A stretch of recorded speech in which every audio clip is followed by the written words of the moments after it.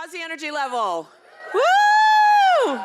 Is everyone feeling creative here at Sundance? I hope so. I'm Juju Chang. I'm the co-anchor of ABC News Nightline. And as a journalist, I've been sort of Sundance adjacent for a bit with Onyx Collective, to whom I'm so grateful for this gathering because it's so important. Sundance, in a way, is a gathering, right? And so too is the Onyx Collective, and I am so indebted to Daniel Day Kim and his production company, right? And to Gold House and their efforts, and to TAF, the Asian American Foundation, another co-sponsor, who've made this all possible. So I'm gonna invite the panelists on stage, and then I'll sort of introduce you to them one at a time. So let's start with Amee Dolleman, Senior VP, Original Movies. Oops. Anil Kurian, VP of Scripted at Onyx Collective, and if you don't know about Onyx Collective, you should learn more, because if you're here, you care. Reena Mehta, who oversees development and unscripted at ABC News Studios. And last but certainly not least, Sean Wang, everyone. Filmmaker and creative extraordinaire. And like I said, I'm going to introduce you more deeply to each of our panelists as we go along. But I just thought I'd get everybody seated and we'd start the conversation.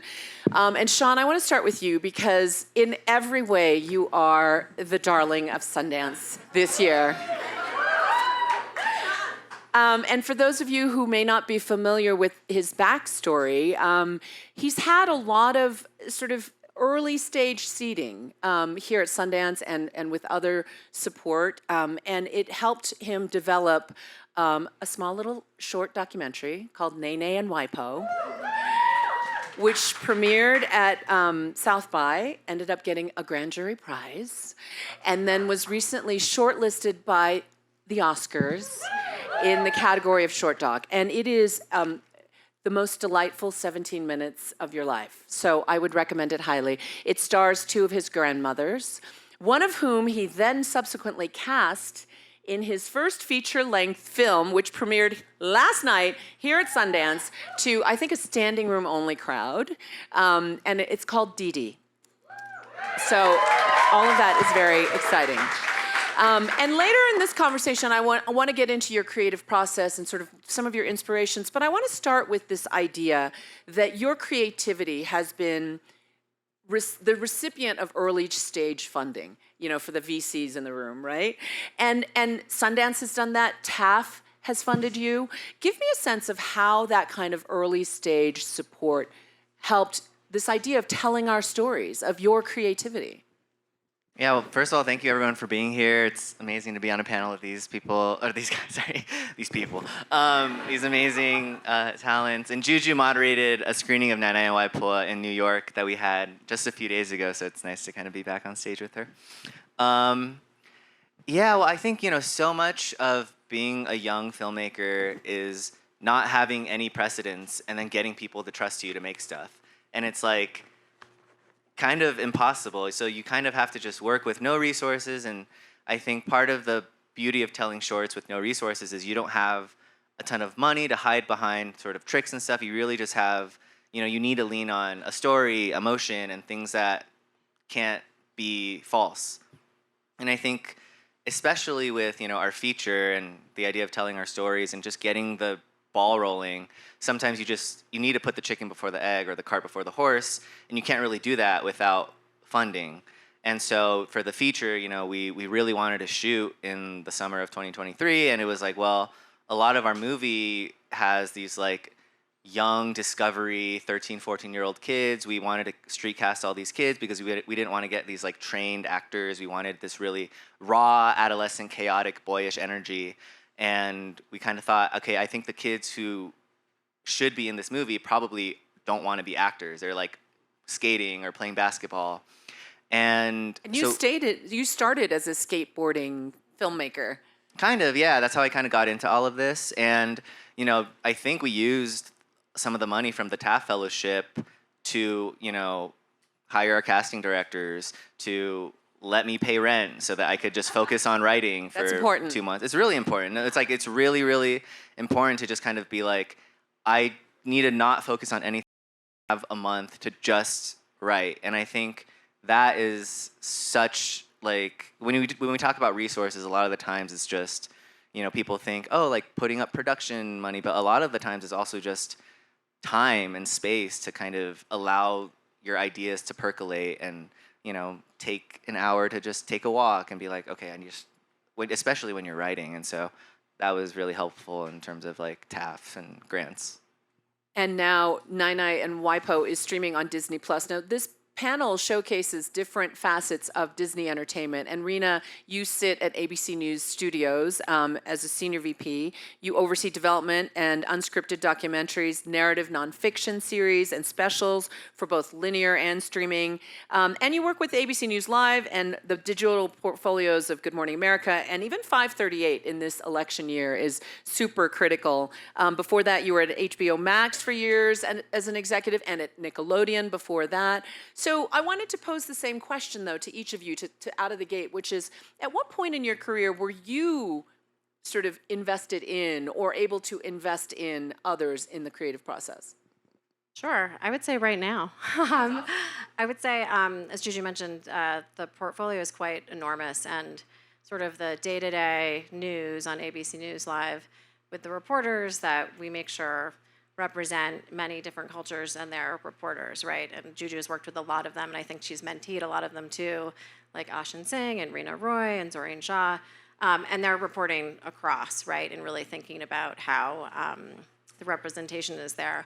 But we actually just greenlit this series that's going to launch, Victoria, keep me honest, the end of fiscal 24, called Muslim Matchmaking for ABC News Studios. And we're really excited about it. And part of that, we haven't done a project like that ever. And part of it too, internally, we thought it was really important. The story, we saw the first cut, is so light, and it is kind of actually the first time in my career that I've been able to be like, no, this is important. We're looking at the whole balance of the portfolio, and again, also want to highlight good characters in different ways. And the news is heavy, right? So what are the lighter forms that we can tell? And our creators and producers are so amazing that they really look for the refinement and then working like within Disney. I will say the other thing that is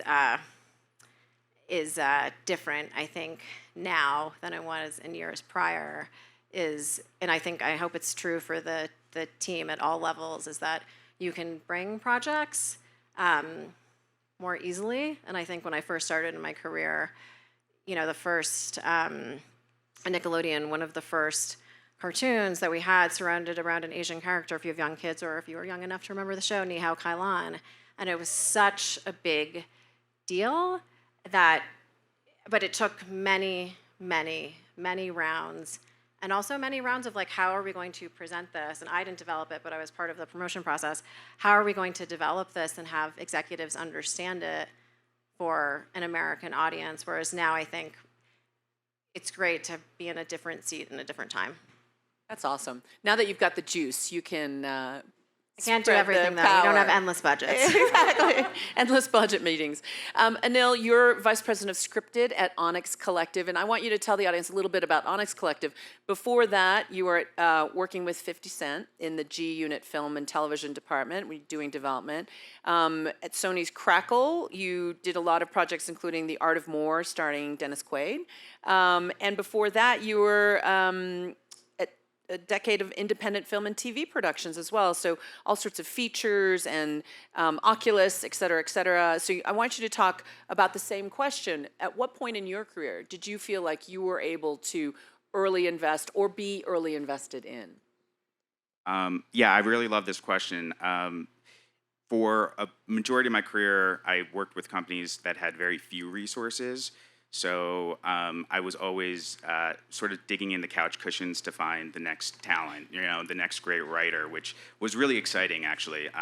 My boss from Crackle is actually here. We just ran into each other, John Orlando, and we were able to pull off some crazy things there, but it was with really young filmmakers.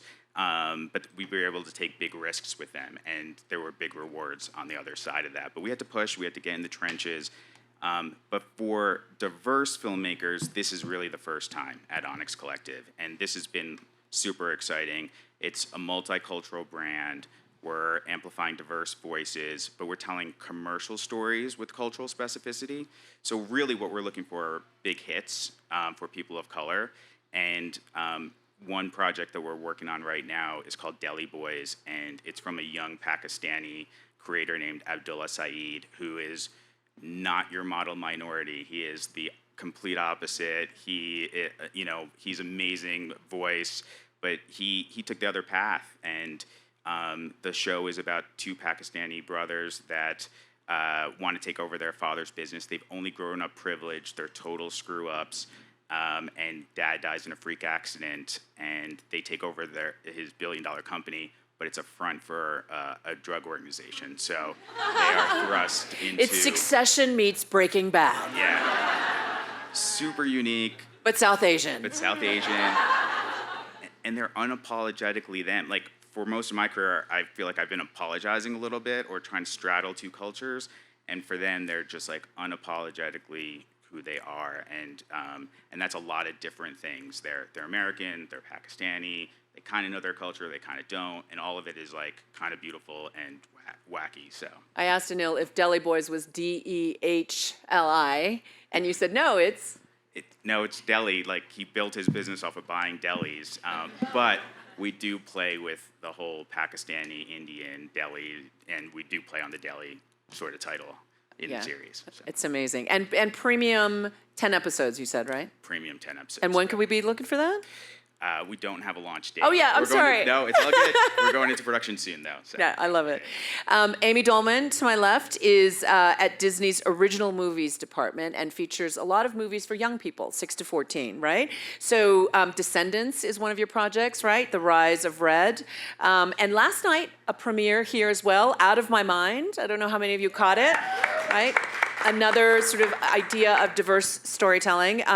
And before that, you were at WGBH in Boston, where you did PBS Kids series Arthur and others. So it's sort of like, in many ways, a full circle moment. But I wonder if you could tell us, maybe you could highlight Spin, but this idea that when was the time that you were able to seed an early stage creative?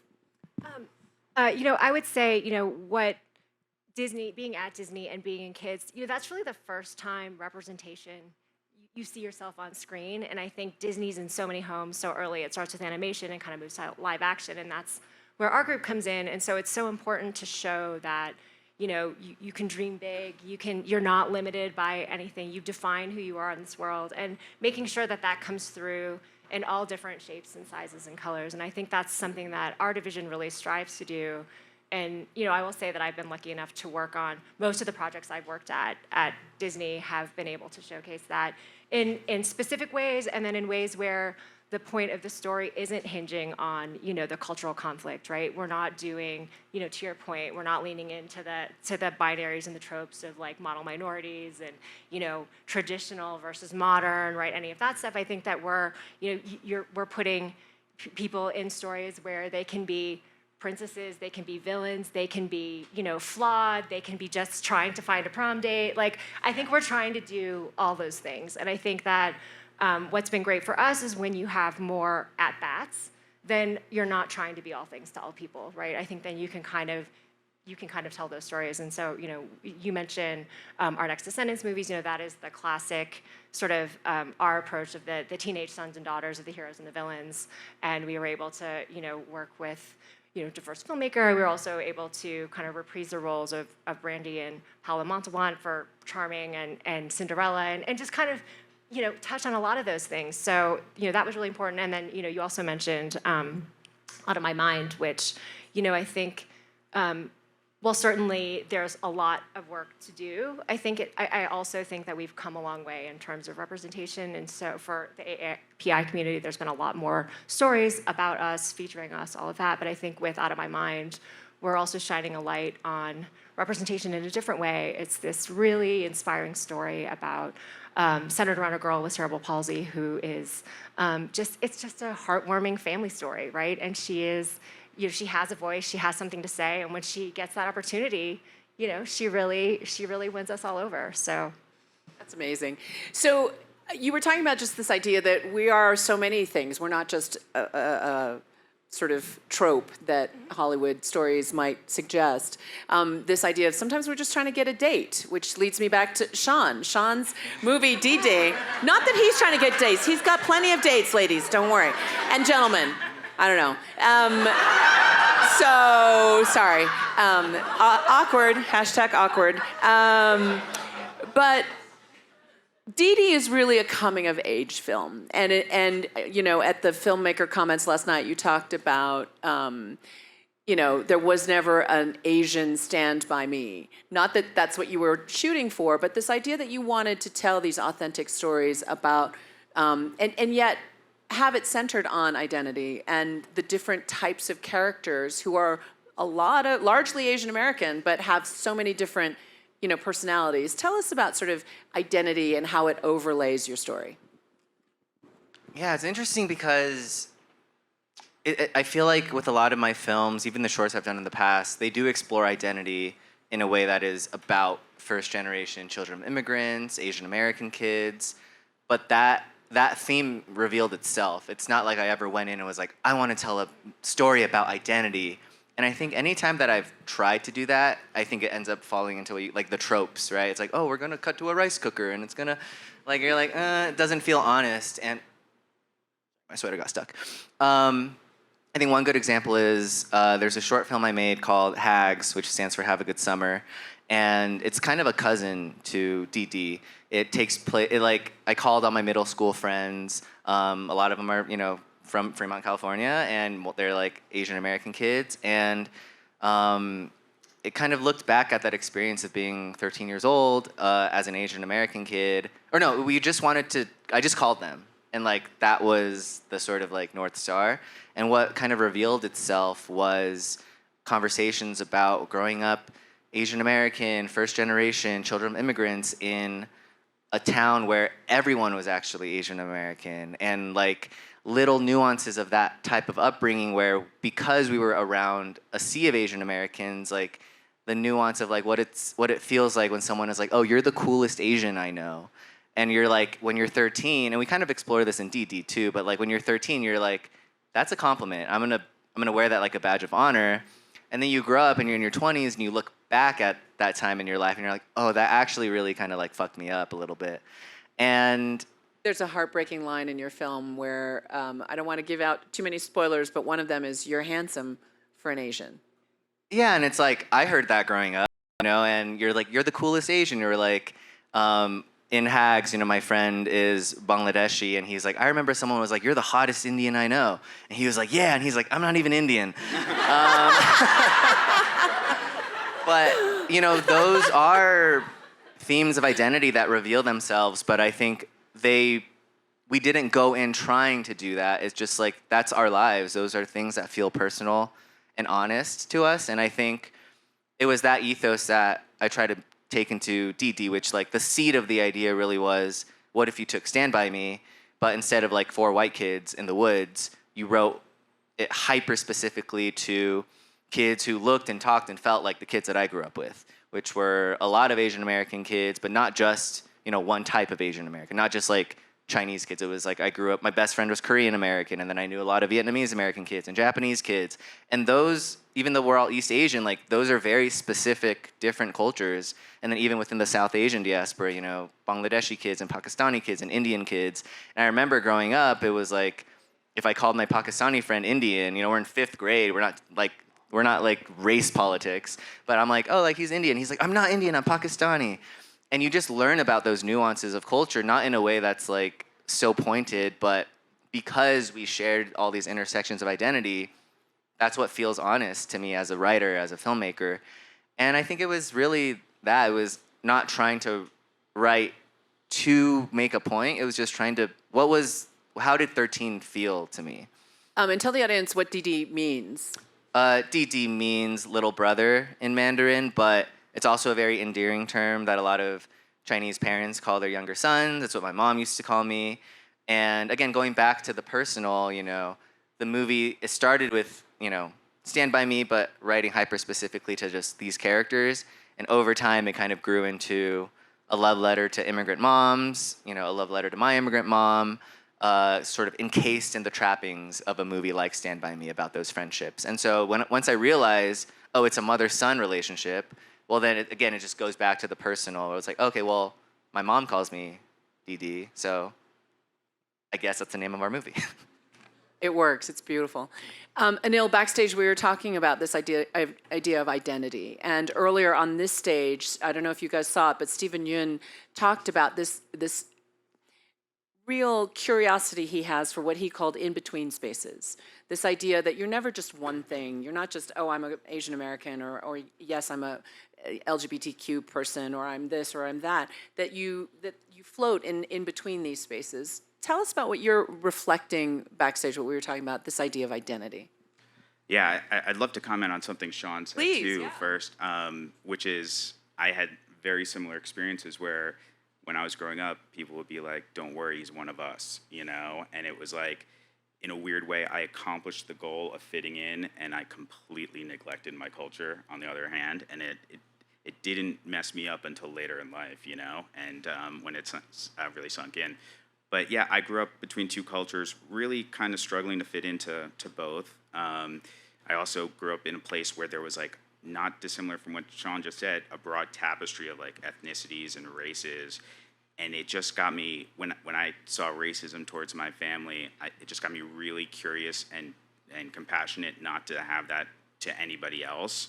And so I became curious about people's experiences, you know, and that has shown me so many nuances among all of our different experiences. You know, no two Korean people are the same. No, you know, like it's just that, and that's what we want to do at Onyx Collective. We want to dive into those experiences, understand them, and so I've been like a student, I feel like, and very privileged, and I'm really grateful to be in the position I am. To Taylor Williams, who we work on like every project together at Onyx, and she's awesome. Like we have like the privilege of like hearing all these stories every day, and when we don't understand something, we get to dive into it and really learn about it in a really, really deep way. But like Juju said, and like Stephen Yun said earlier, I feel like we're all so vastly different, and that's exciting because we have so many stories to tell, like so many stories yet to tell, because we've been boxed in, I feel like, for so long. You know, there's also this sense that we are in sort of representation 2.0, that we've gone beyond sort of like, yes, we need an Asian American person in this position. Amy, tell me about Spin and how there were Asian American folks sprinkled throughout, and how important it is that you work together in that way as sort of a team. Yeah, I mean, I think, you know, as I was saying earlier, I think in our division, it's just been so important from the beginning. And so I think, you know, just to have the whole team, you know, I've worked with, you know, Lauren and Mahita and Charles and Io, and our casting team is amazing, you know, and I think just it takes everyone jumping in and making it a priority to bring that story to life, right? It's you know, we found, we script, so it starts with that, right? And then we found this amazing filmmaker, Madhuri Makajani, who just had this very specific perspective about how she wanted to bring the story to life. And again, she wanted a character who could, you know, move fluidly back and forth between her Indian American and American identities, but we didn't want that to be the main focus of the story. And again, with all of the whole team, we really, you know, worked together to try to bring that to life and have it be very much a fabric of the storytelling, but not be the main point of it. And it's about her, you know, her grieving the loss of her mother, her finding her voice, her falling in love with music, her getting heartbroken for the first time. But really, it's about this relationship she has with herself as she's trying to move through the world. And so, you know, I think having our vision of Manjari, an amazing cast that was international. So it, you know, to your point about, you know, not having people all be of one specific, you know, Southeast Asian person, right? Like it's, you know, we had someone who is Bollywood royalty, we had someone from the UK, we had a brand newcomer from the US. We just kind of put that all together, and all those little choices add up to big things when you kind of put it all together. Give us a storyline of Spin so we can... Putting you on the spot. Yeah, no, it's okay. It's on Disney Plus now. It came out a couple years ago. It's about an Indian American girl who just has a love of DJing and music, and it's her journey to following her dream and her heart to bring that to life. So, Reena, give us a sense. I mean, obviously, entertainment is not the first industry that Asian American parents push their children into. I think most of the folks in this room can relate in some way. Give us a sense of sort of, how that may or may not have played in your choices in entertainment. I was not good at math or science. All I wanted to do was watch TV, which if you grew up in the 80s and 90s in upstate New York, and I did not have a very multi-ethnic cultural upbringing in so much as like family friends. It's just not where I grew up, and I went to boarding school. So I, again, was one of few, but when I was younger, it seemed like, at least in my household and a lot of family friends, it was like you either could be a doctor or a lawyer. There were no other options, or an engineer. No other options, nothing else. And I literally would watch more TV, every series in the 80s. I've seen it. I wanted to move to New York City. I saw Big, and I was like, I want bunk beds. I want to live downtown. I want to work at a toy company. And I have bunk beds now, and they're my kids' bunk beds. And I do live in New York, and we have a lot of toys, so it's close. But I didn't know anything about the TV industry, and I thought all TV was made in New York. So I just was like, I'm going to get myself to New York City. I'm going to work really hard. And when I was first looking for a job, I do remember my dad was like, he's like, so you want to work in TV? He's like, you should be on air like Connie Chung. And I was like, I'm not a journalist. And he's like, you could do that. And I was like, I want to make it, and I don't want to be on camera. So I worked really hard, in so much as I would literally look through the directory of my college and high school and look at all the people who worked in places and wrote handwritten letters. It was pre-email, pre-cell phone. Because I just had that drive to be like, I love the creative, I want to be a part of it. And part of it, too, is when you see characters, even if, or at the time, they didn't look like me, but I felt so much more akin to them. And I think now, being in a position where, you can help push along characters that are multifaceted, right? That's the other thing, too, is I think growing up, a lot of my favorite artists, when people meet me now, they're like, really? I'm like, yeah, I just went to a Bob Dylan concert. It was awesome. And they're like, you would like that? And when people say things to you like that, you're, as an adult, you're like, I also like bongo dancing too, right? Like, but it's very multifaceted. And I think when I was younger, you felt like there was a very, there was a career path, and there was the only option, but I just kept on looking and looking and looking, and that's something that I'm glad that my parents supported me in doing it, but my mom just still sometimes says, you can still go to business school. my mom It's not too. too late. I know, and I'm like, that's It's not not too late. Sailed. It's too late. I know how to make an hilarious. Excel spreadsheet. That's all I need to know. That's hilarious. Sean, there's the old saying to great writers that write what you know. I mean, clearly your movies are your life on screen.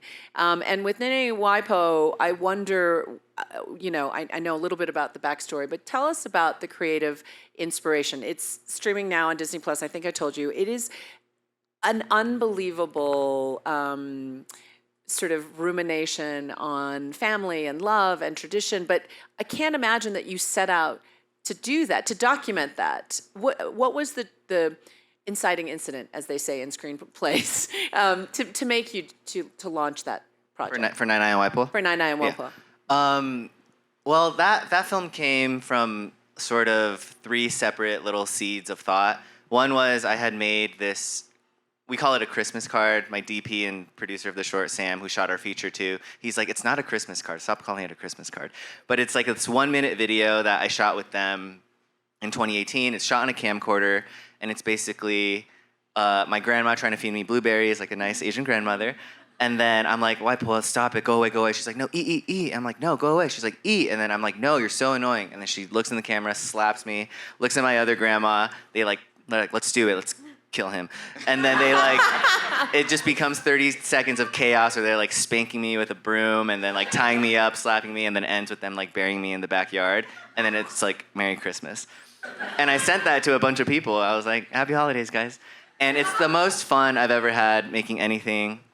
You can find it on the internet if you want. It's part of our Oscar campaign. And I was like, I really want to make something else with them. I don't know what. And I live in Los Angeles now, but I had lived in New York City for most of my young adult life, from 2016 to 2021.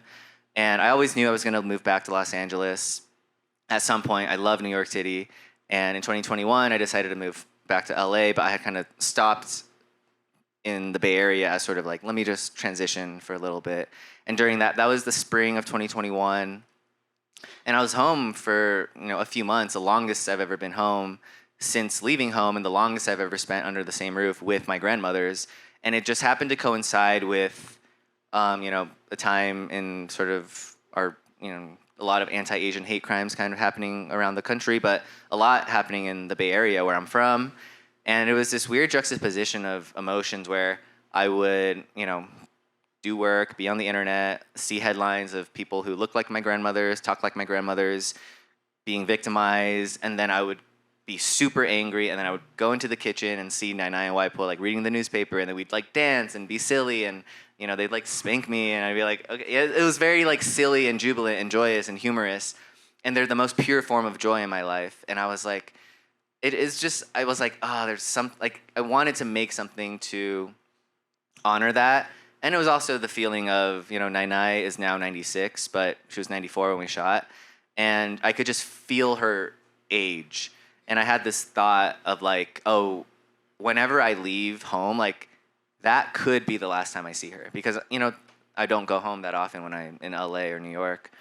And so it was all of those kind of emotions kind of swirling together and being like, I want to make something that is a time capsule of this moment, me at home, with them, seeing them in their sort of mundane, everyday, sort of quotidian lives, but also married with this meta narrative of them making a movie with their grandson. And so our movie is sort of has these two tones that straddles the very, very silly. We have these skits where they're arm wrestling. And they dress up like gangsters. And they dress up like people and, like throw money at like a rap video, coupled with these very, very, honest meditations on what it's like to grow old and see your friends pass away, and what it's like to potentially be the next person, thinking about death and mortality, and just wanting to make something that was a container for their holistic experience as people. They are people like them are so often overlooked and ignored in our society, not just elders, but Asian elders as well, and really just a love letter to them, and sort of all of the joy, all of the pain, all of the like silliness, and a film that could talk about farts. We have a lot of farts in the movie that could also talk about death and how those two worlds kind of coincide. But you really beautifully straddle the humor. The fart jokes are hilarious, but also the gravity of it. And as somebody who was on the front lines covering so much of the anti-Asian hate, what you do is you humanize elder Asians, Americans, in a way that just was so incredibly profound. It was really incredible. And it was also hysterical. Like, I just was like, they look like they're having so much fun, and it's so funny and light. And Marjan had sent it to me from Disney, and she was telling me about it. And it just made me laugh, and I don't think people see that. You're right. Like when we're reporting, it's such a light, great thing to say. Thank you. And yeah, I don't think we can officially say this, but we use it that they're the new Disney princesses, and so I think that's right. Yeah, I saw that. Yeah, definitely. I saw a video of Waipo dancing at the after party of Didi last night. She was Waipo is like a proper celebrity now. She has a picture with Jason Schwartzman.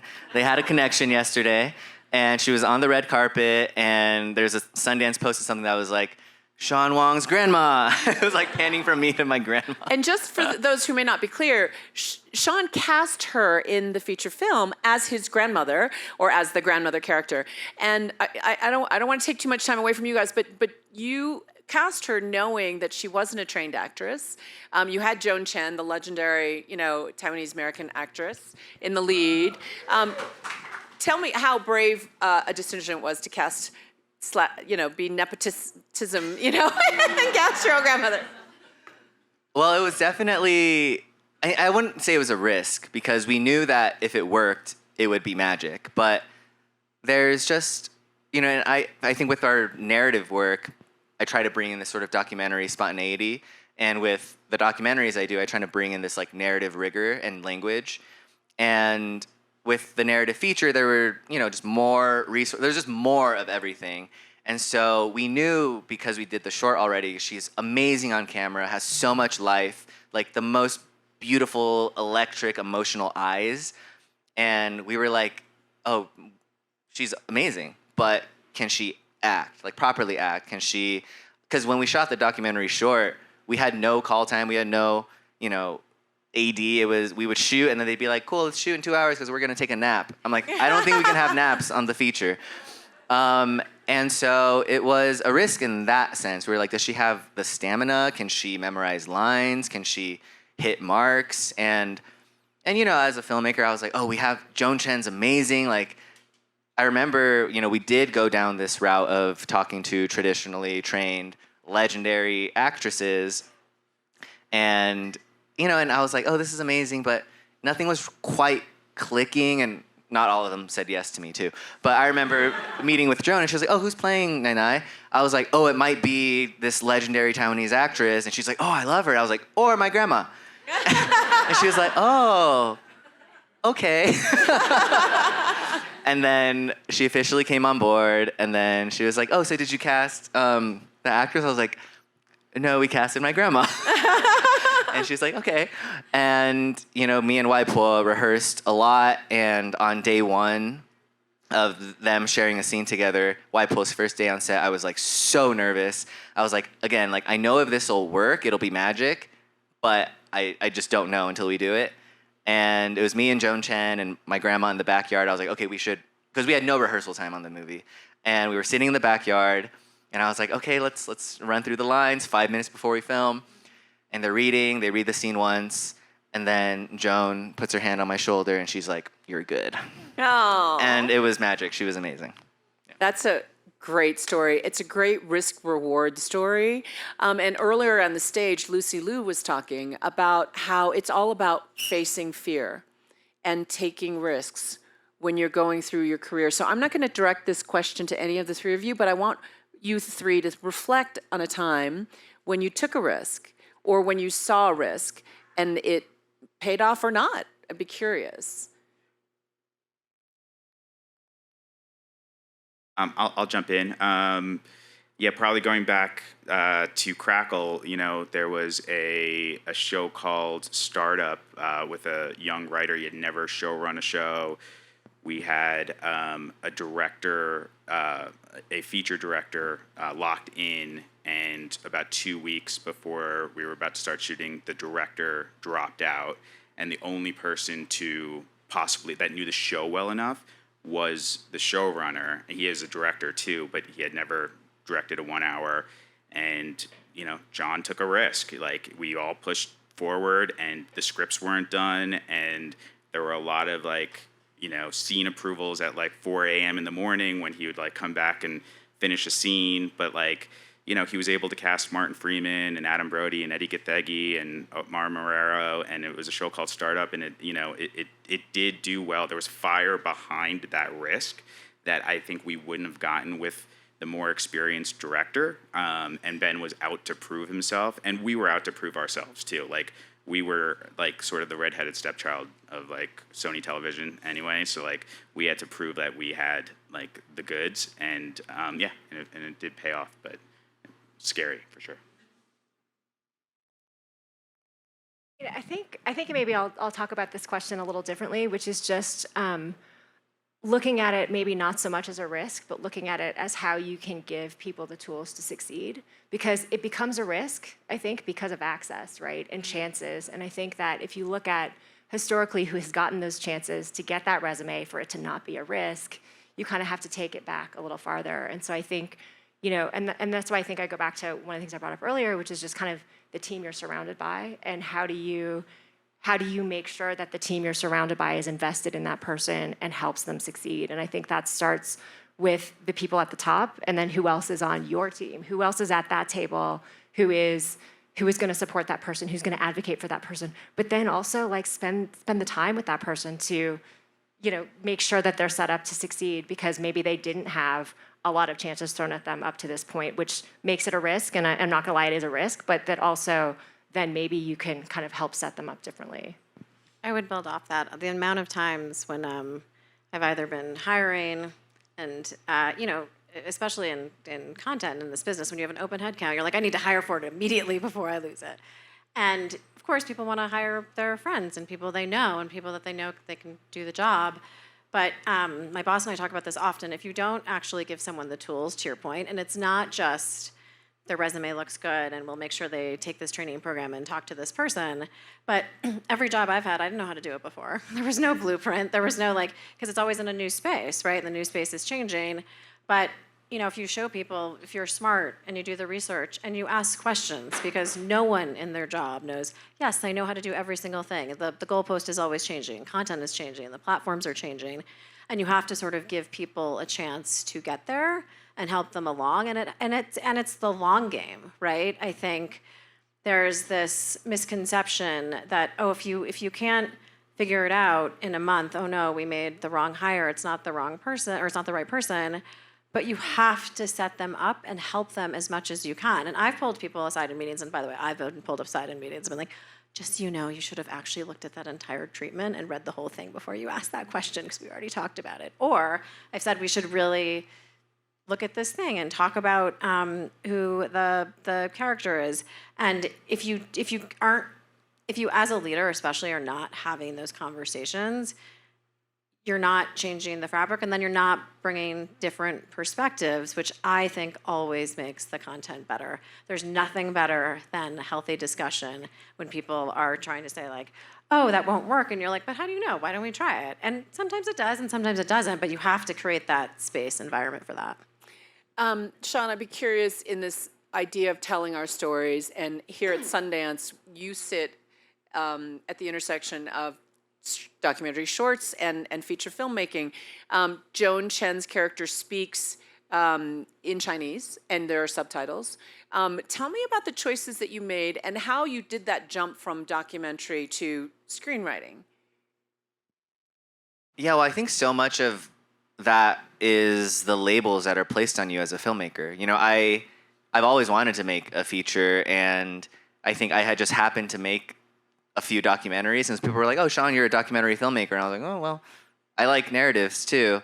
And so to me, it never really felt like a jump. I think going back to that idea of the to me, it really is all the same. Certainly the mediums are different, but at the end of the day, you're translating a feeling, you're telling a story, you're finding the most honest version of that story. And to me, the medium comes second. It's like Nai Nai and Wai Po. Well, what is the thing we're trying to make? Okay, well, it makes sense as this sort of hybrid doc narrative. That's what it wants to be. And it felt like it had a narrative arc, even though there was no sort of narration, obviously, and dialogue, ambient sound, yeah. Sure, and I think, this might sound like makes no sense, but I think even when there isn't a linear script or story, I think even in story language, there is an emotional arc of just how you're feeling throughout a movie, and you're kind of starting with introducing the characters, right? That's kind of how we were thinking about the documentary too. I knew the ending. I knew that, well, I don't want to give away the ending, but we knew that we needed to introduce these two women, and so, okay, we need an opening sort of montage or credits, something like that. And so with documentary, you're certainly writing a little bit differently, because you're kind of writing in the edit as opposed to writing in screenwriting and then writing in the edit. But I don't use a separate part of my brain. I don't think I'm making a documentary short, so it has to be cut this way or done this way, or I'm making a narrative feature and it has to be done this way. I think the two things that I do think are a little bit different in my perspective that I'm learning to blend a little bit more is this idea that in documentary filmmaking, I think the most important thing is to lead with curiosity and be a great listener. And I think that's what makes every documentary special. You're listening to your subjects, you're listening to what they have to say, and you're encouraging them to sort of be vulnerable, and you're being vulnerable with them. And I think there's this sort of flawed mentality with narrative filmmaking that a director is this sort of know all, be all, telling everybody what to do. And I think in narrative filmmaking, it's just as important to be an amazing listener.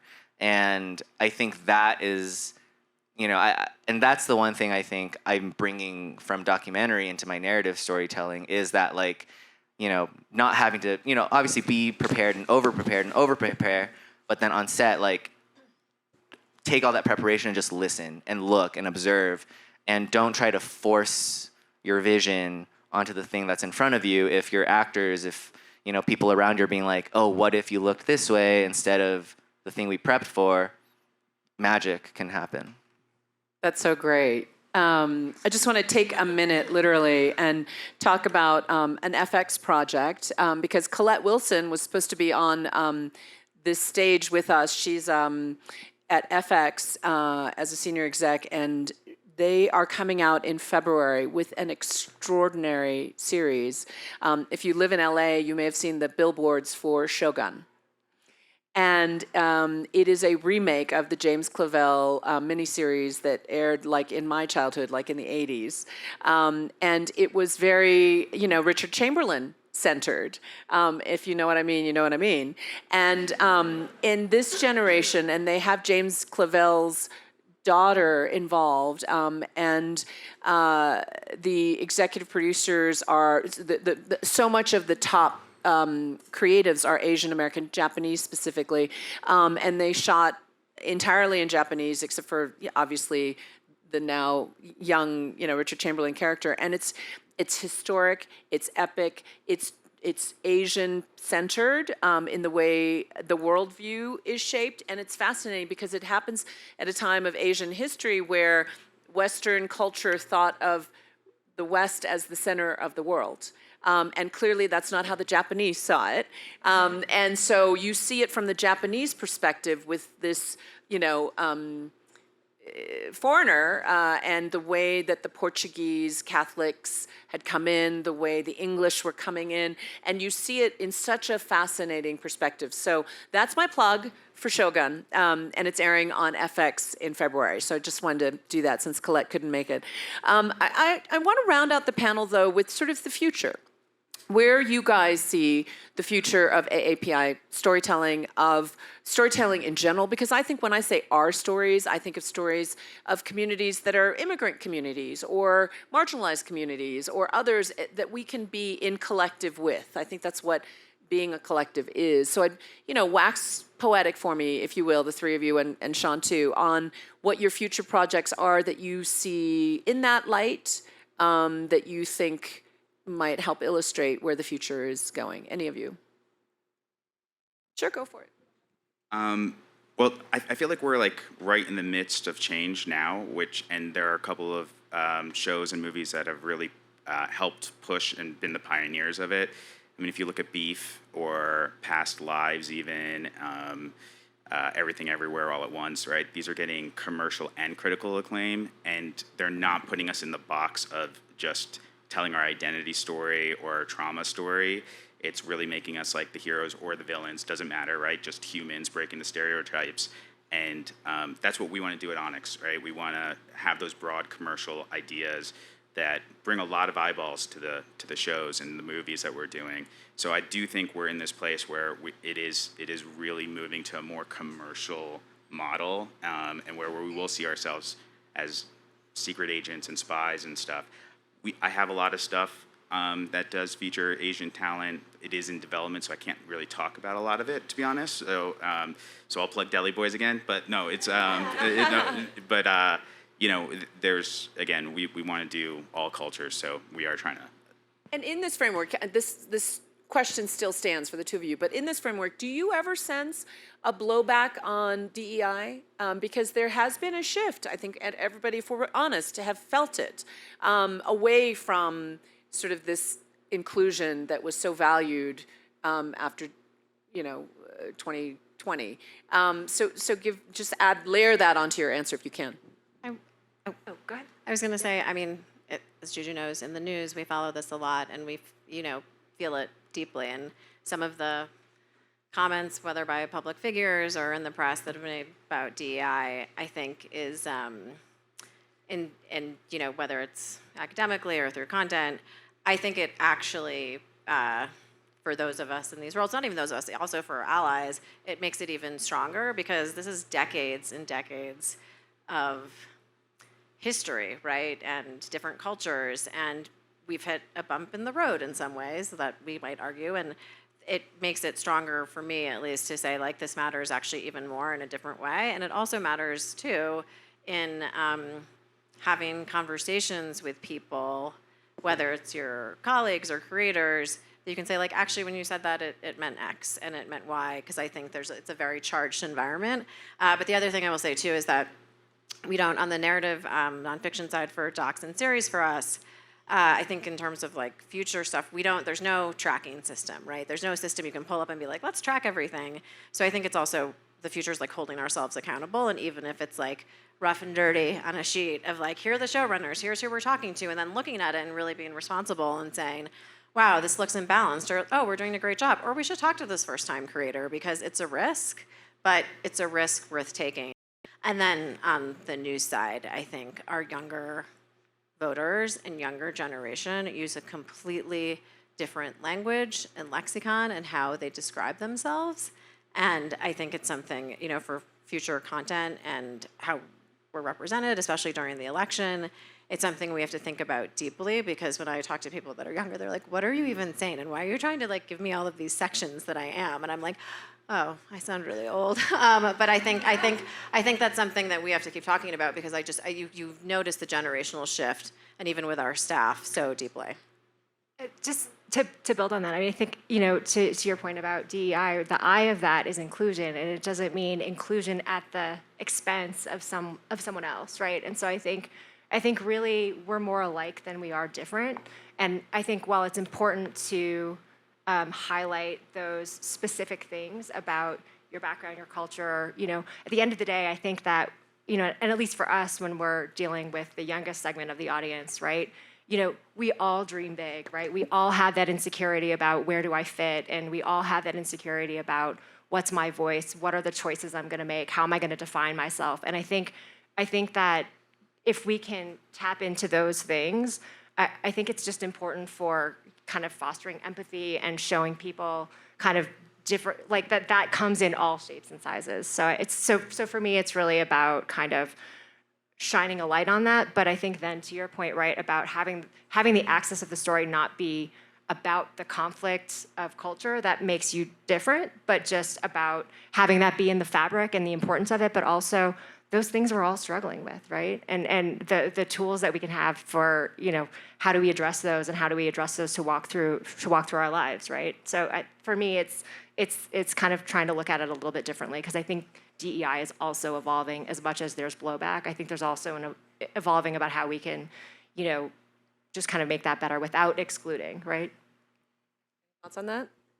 Yeah, no, I was actually gonna agree with what you were saying. I do think there obviously has been like a little bit of a arc here, and that it was so rushed in so many different ways. It's about getting everybody the proper training and the proper time, and just making sure we are supporting people, to what you said earlier, and giving them the right resources and access and skills to move forward and succeed. I'm going to pop question you guys. We didn't script this, but I'm just curious, and we have 5 minutes left. So I want to know what your one or two favorite movies or TV shows that still like live rent-free in your brain, that may have had an influence on. I can see steam coming out of all of your ears, thinking through what you're going to say. For me, it would be Animal House and Sound of Music, and maybe Galaxy Quest, and I could go into why later, but I'm a huge Star Trek fan. So I'm just buying them extra time. It doesn't have to be profound. Who wants to go first? I guess I'll start, because they just gave very eloquent answers. I'll just say two films that really inspired Didi, obviously Stand By Me and Where the Wild Things Are. Well, I think both of those films do what I think we were trying to do with our movie too, which was make a movie about kids, not for kids. It would like make a movie about adolescence and childhood that didn't pander to kids, that treated their emotions as crazy and chaotic and complicated and emotional and vulnerable and hard and loud and crass as what it feels like to be a kid. I was talking to Kathy Im recently. Is she here? She's with MacArthur. She helped fund you as well. She was saying Thank you, that, Kathy. Is Kathy here? Thank I'll you, Venmo Kathy. you. Kathy was saying that when she saw Didi, she related to the, boisterous 13-year-olds as herself, but also now relates to the mother. And so you nailed it, because it's not a film for kids. It's really about for everyone. But Rated R for sure. yeah, nice. So much pressure. I would say, well, I mentioned Big, but also Goonies was one of my favorite movies that I watched over and over again. But I think for both of those movies, even though no one looked like me, I was like, I always felt like the outsider and super lonely as a kid and feeling very isolated. Where both of those movies and Stand By Me, they're all about these kids together who band together, and Breakfast Club, which we're about to do a documentary on Broward. Can you talk about that? Yes. So we just announced on Tuesday, and Victoria, our EP, is here. We announced Brats, which is a documentary about the Brat Pack, and Andrew McCarthy is our sort of guide and host, and what did it mean to be labeled as that as such young actors. And actually what I found out in the film, which I didn't know, and I loved those movies so much, and again, so many of them were about being the outsider and the oddball, was that when they made the movies, there was never movies that so many of them made for that audience. It was always made for older audiences, so it really, really resonated with the U.S. and globally at that time. But we're so excited it's coming out this year. Can't wait. Get to work, Victoria. You guys have such beautiful, light answers. I'm going to sound really dark with mine, but I love Seven for the cinematic quality of it. And then... Oh, my God. Seven lives rent-free in your head. There you go. It is dark. It is dark. The next one's going to be worse, though, which is Mississippi Burning, if you guys have ever seen that. It really just hit me and struck me as a kid in terms of just racism and a lot of that. So anyway. Very powerful. Thank you for those. Those are really... Yeah. I feel like as the kids person, I feel I've got to bring it back late. Just to build on, I think, Breakfast Club, Clueless, all of those teen movies, for me, are just fun to watch. And then also, Back to the Future, I think just the idea that you can have the power to kind of change your choices, that's always been an intriguing concept to me. So, as a young person, when you can think about, how can I change, kind of the fabric of things, and of course then you see it kind of happen in a crazy way, but I would say it's kind of, I'm a little bit on the lighter end of the spectrum.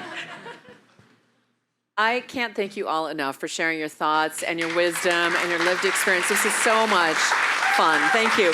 Enjoy the rest of your Sundance experience. Go out there and be creative. We'll see you all soon.